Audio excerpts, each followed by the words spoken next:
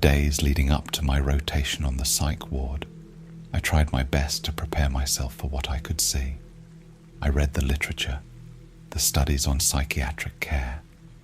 I watched movies and YouTube documentaries on mental illness and its treatments. No matter what I looked for, a certain theme would reappear in the related category: horror.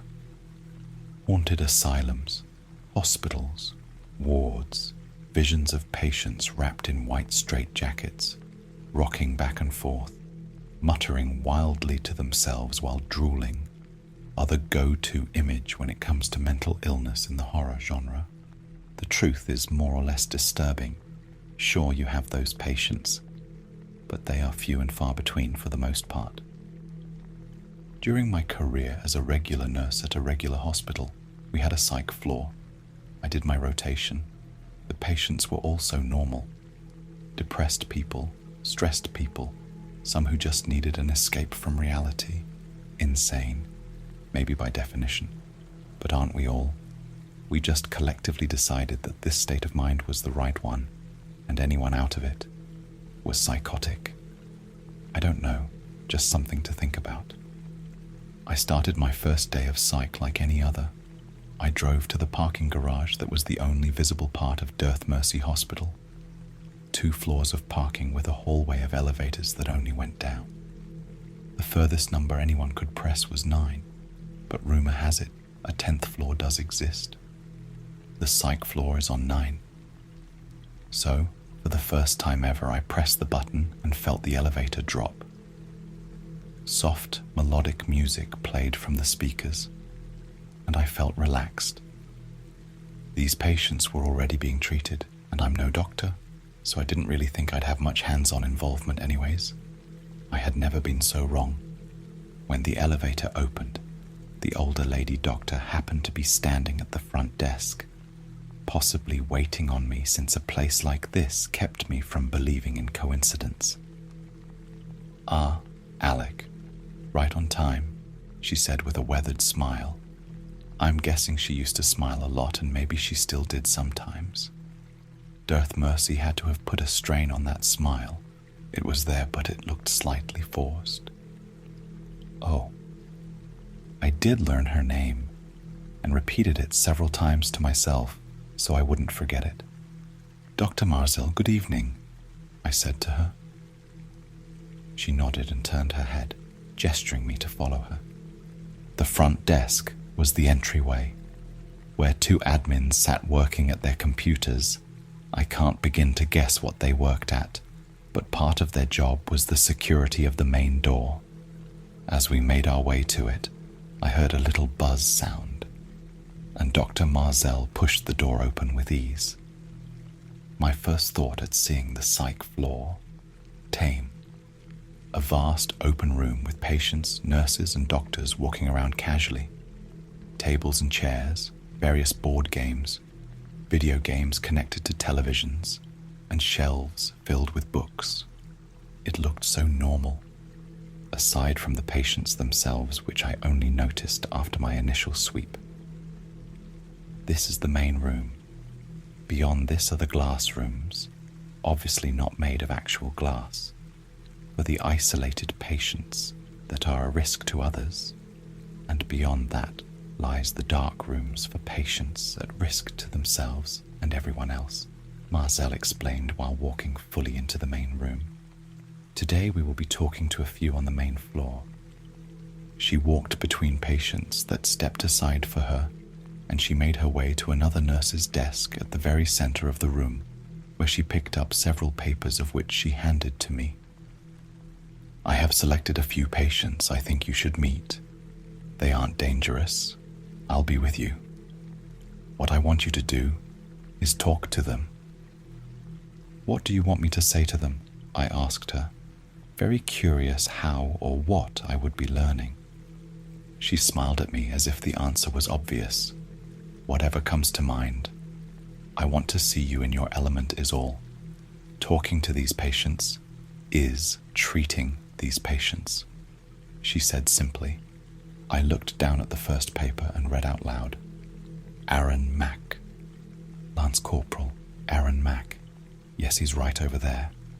She nodded gently to a corner of the room and led me to him. He was a very normal-looking man, wearing a black t-shirt and blue scrub patient pants and a slightly grown military fade. He sat with his back to the wall and looked around the room, his eyes stopping on us as we approached him. Once we were close enough, he stood up and greeted us. "Mom," he said to Marzel. Then he looked at me and extended a hand to shake.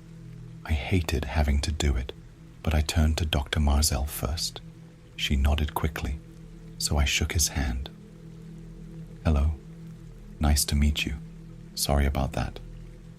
It's my first day here," I said apologetically.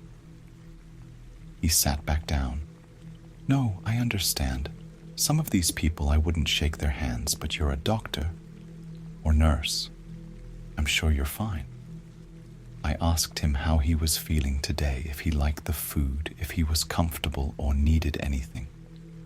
Each answer he gave me was clear and rational, to the point of me having to ask. "I'm sorry if this is out of line, and Dr. Marzel stop me if I'm overstepping, but Mr. Mack, you seem incredibly normal. Is your treatment ending?" He tried to smile at me, then his eyes, ever alert, searched the room again. "No, it's not ending. I hope not anyway." He looked at me, saw the confusion on my face, then leaned in. "Do you know how many guys come back from Afghanistan and have to get admitted?" he asked. I felt like it was a number I should know, a statistic I owed the servicemen and women, but truthfully, I didn't have a clue, so I shook my head. "That's because that number is bad for business, bad for recruitment. A lot of us go for PTSD, shell shock, you know." I wanted to understand, but I said the only thing I did know. "But you wouldn't be sent to this hospital for that." "This hospital, it's for other things."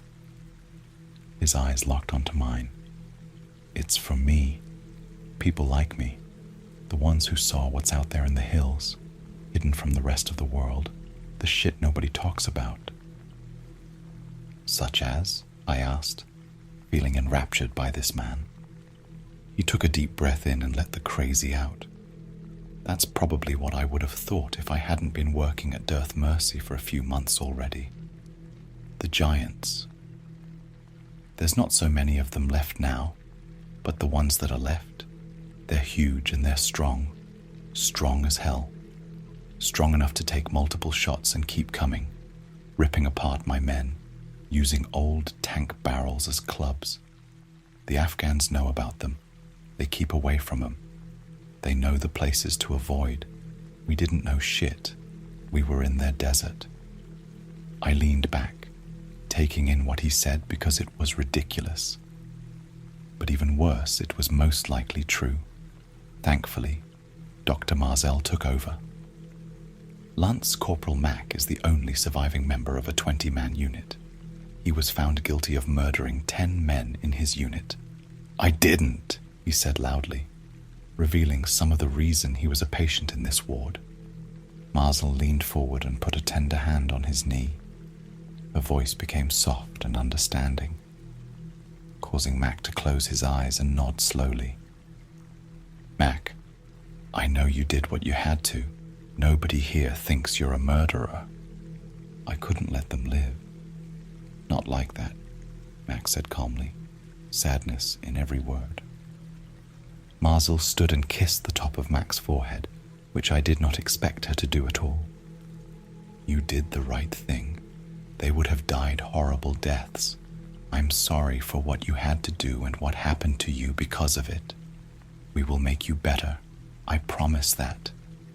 Then she walked away. I followed closely behind her, and once we were out of his immediate hearing range, she explained what happened to Lance Corporal Mack. She told me how the giants didn't just kill their victims. They ate them. Not all at once, though apparently human meat was hard to come by in the desert. So they crushed the men's legs, snapped their spines in the perfect spot to immobilize them, without killing them so they would be fresh a little longer. Mac was lucky enough to have survived the initial attack somehow. He escaped the cave, but hearing the pleas of his brothers in arms, he made a choice. Without equipment or transport, he knew it would be impossible to save them, so one by one he killed the remaining 10, each one thanking him before he shot them. How he escaped after that is unclear. I didn't know what to say before I could dwell too much on it. She took Mac's paper from my small stack and tapped the next page. I read the details. Scott. That's all his info. It just says Scott. She gave her thin smile, then started for another area. I looked ahead and felt an odd relief when I saw a familiar face. It was like warmth had crawled inside of me and calmed me down a little bit, causing me to smile and give a small wave in his direction. Even though he wasn't looking at me, I felt a little foolish realizing that. It was a fleeting feeling though, because the closer I got to this man, the more I couldn't figure out where I knew him from. He stood by himself, admiring a painting on a wall, about 5 feet 8 inches give or take, thin with glasses and a stubble beard. He looked a bit like a hipster that loitered in coffee shops. As we approached, I realized I had never met this man. Not really. Unless I had. Scott. Good evening, greeted Dr. Marzell with a bit of a tone. The man turned and smiled at us. I realized I didn't know this man at all and didn't want to. Doctor? Hello? How are you today? He asked politely. Fine, Marzell replied bluntly. The smile didn't fade from the man. He turned to me and extended his hand. Nice to meet you. I'm Scott. I wanted to shake it, to say hello to my old friend I didn't know. I also didn't want to touch him at all. It was a weird feeling that, fuck you, Scott, I said abruptly. My eyes went wide and I felt my face get red. I stepped back. I'm so sorry. I don't know why. He sighed, and his smile became a little less. Dr. Marzell turned to face me. As she did, her scowl lessened up to my surprise. Scott here has a unique ability to be hated. It's nothing he does as you just saw, but something about looking at him creates a feeling of familiarity that I'm sure you felt. He also creates a feeling of uncomfortableness, and in some cases dislike up to the point of hate. He turned back towards the painting. I immediately felt my distaste for the man ease up until he spoke, and I felt like punching his stupid face. I wasn't always like this, he said, which I rolled my eyes out because of course a douchebag like him would say that. Then something happened, and my wife tried to kill me for it. I was fired. My own mother told me how much she hated me. All because... At this, Marzell raised her eyebrows. Because of what, Scott? She asked, still looking at me. I looked past her, to the back of Scott. He turned back to us, and I wanted to spit on him. He smiled and shook his head. Never mind, forget it. His smile was sly, hiding something. We can't help you until you tell us, Scott, Marzell said, still not looking at him. Thank you, Doctor. Have a good evening, Scott replied. Marzell rolled her eyes and took me by the arm as we walked away. I heard her mutter the word prick as we walked, and finally, when we were about 10 feet from him, she relaxed and turned back to him. His condition makes it very hard to treat him. It's getting easier for me after all this time. I used to not even get near him for fear I would strike him. From here, I can tell you he's well-mannered and respectful. Any closer, and I'd be conspiring to hurt him, she said, matter-of-factly.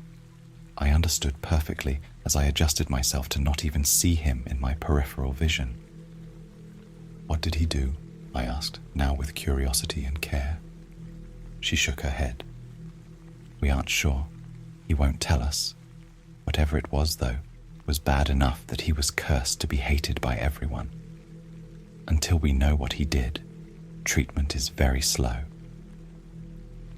She took his paper from my hands, I'm sure fighting the urge to crumble it up. This name, I did know for sure. Lena. I immediately started looking around, a little surprised I hadn't noticed her before. Dr. Marzell gestured to the back of the room, and I saw her. Wearing scrubs she had cut to look a little more risque, she was seated about 10 feet or more from a small group of 6 people, staring intently at a fuzzy big-screen television. It's not even on a channel. Boys, put something on at least. You're driving me crazy, said the doll's face in her usual sing-song girlish voice. Why is she still wearing the mask? I asked Marzell while we were still far enough away not to be noticed. Do you see those men staring at the TV? She asked. Yes, unsure of what this had to do with Lena. They were all very normal men shopping in a Best Buy until one TV in particular caught their eye. One at a time they gathered and watched it, all day long. Something about that television connected to those men. To treat them, we need to understand the television. Lena is sort of the same way. To understand her, we need to understand Dollface. But do me a favor. When you speak, I want you to speak to Lena directly. I nodded understanding, and we continued to her. When she noticed us, she jumped up excitedly, and like a puppet on a string, her body moved and jerked without her intent. She bent over and put her hands on her knees, then pointed at me. It's you. She stood straight and held her hands out, displaying herself. What do you think? I made some alterations. Marzell walked closer to her. Where did you get the scissors? She asked. Dollface turned her face side to side. I forgot, said the rubber and plastic face. Scott gave them to us, muttered the girl underneath. Marzell held a hand out, palm up. Lena went to her seat, lifted up the cushion, and removed a pair of scissors from under it, a pair she handed to Marzell. Thank you, Lena, said Marzell. Dollface rolled her eyes. Lena, how are you? I asked. The doll's face made an angry look, and the girl underneath responded. I'm all right. Thank you. She's losing weight finally. A whole pound, can you believe it? The dollface mocked. Please stop, Lena whispered to the mask. Then shouting from across the room, Kill me! Just do it like you killed your friends. Dollface hopped up, startled. Marzell and I turned to see an older man yelling at Mac. Do it. Make it stop, please. Mac was standing, with his fists clenched at his sides. Nurse, he called out. Get him away from me. Dollface took a step towards me, wrapping her arms around one of mine as if we were dating. Ooh, exciting, whispered the plastic girl's face. Is he all right? Asked Lena from underneath. I gently removed Lena's hands from my arm. Marzell went forward. I followed. In a flash, she whipped out a syringe I didn't know she had, and with one motion stuck it into the man's neck and pressed a button, sending whatever was inside directly into his bloodstream. He turned and collapsed immediately. Max stepped back. I wasn't going to kill him, he said quickly. I'm not a murderer. Marzell went to him and comforted him. I know, Jerry is just... He's in pain all of the time, she said. I helped another nurse lift up Jerry. We moved him away while more nurses went out to calm the rest of the bunch down. Put him in a glass room for now, ordered Marzell. The other nurse acknowledged, and someone took over for me. After a few minutes, when the room was quiet again, Marzell returned to me. Jerry is the patient I mentioned last week. He was one of the first to see the Mothman so very long ago. She explained. I've heard of Mothman. Why does Jerry want to die, though? I asked, thinking back to what little I knew of the Mothman of Point Pleasant. Catching a glimpse is one thing. It won't do much. Jerry met it face to face. It infected him, stayed with him. He's heard it in his head ever since, asking if he's lost, telling him about every disaster and mass death event happening across the world. That could be good, right? Maybe he could help stop those things from happening, I asked. Mazel shook her head. No, happening now, or very soon, never in time for him to do anything. Then it goes on to list the names of every victim. The poor man was 12 when he saw the Mothman. He turned 78 this year. Can you imagine hearing the names of every person dying for so long? He just wants to die. I can't say I blame him. I stood in the center of the main room, looking at the patients. Dozens more than I mentioned. Just what kind of patients are in the glass rooms? I asked. Marzel looked past me towards the double doors Jerry was just pulled into. Those patients are categorically dangerous to themselves and others. They have powers we don't yet understand. The rule maker, Mary Lister, was the one leaving all these damn rules for people to follow. The daughter. Elizabeth, who was adopted 14 times, and each time her parents died somehow. The first victim, Miko. He was the first human to hear an elder god speak. It's hard to treat everyone, because what drug would you give Lena to stop her from putting on another face? How much therapy can you give the men stuck watching that television before you realize nothing is working? Have you tried breaking the TV? I asked. We did. Took hammers to it. It just repaired itself. She sighed. Oh well, would you like to see the glass rooms? She asked. I did, of course I did, but I wish I hadn't. Because through fate or destiny, or maybe even plain old coincidence, I just had to go into the glass rooms right then. She led me to the double doors, and I pushed them open. A nurse from behind calmly caught Marzel's attention with a simple, "Excuse me, doctor?" possibly to ask something completely innocent about paperwork or something. But doing this at that perfect time changed everything. And so she turned away in the moment that would have put her in the hallway with me. Just as the sound of glass shattering erupted from through the doors I had just passed through. It all happened so quickly that I remember looking back to Marzel, who was still in the main room, as the containment door dropped behind me with a loud mechanical thud and click as it sealed. It was a hard glass-like material with some weird symbol painted on it. The lights switched off, replaced by red emergency lights. On the other side of the see-through door, Marzel looked shocked, then nervous. "Alec," she said. Then she whipped around. "Get this door open now," she commanded. "We can't!" One of the glass rooms was breached. "It's on lockdown," a nurse shouted back. I touched the containment door, felt the ward symbol vibrate, and turned around to see a dark but dimly lit red-hued hallway, and the sound of crunching glass as something left its prison.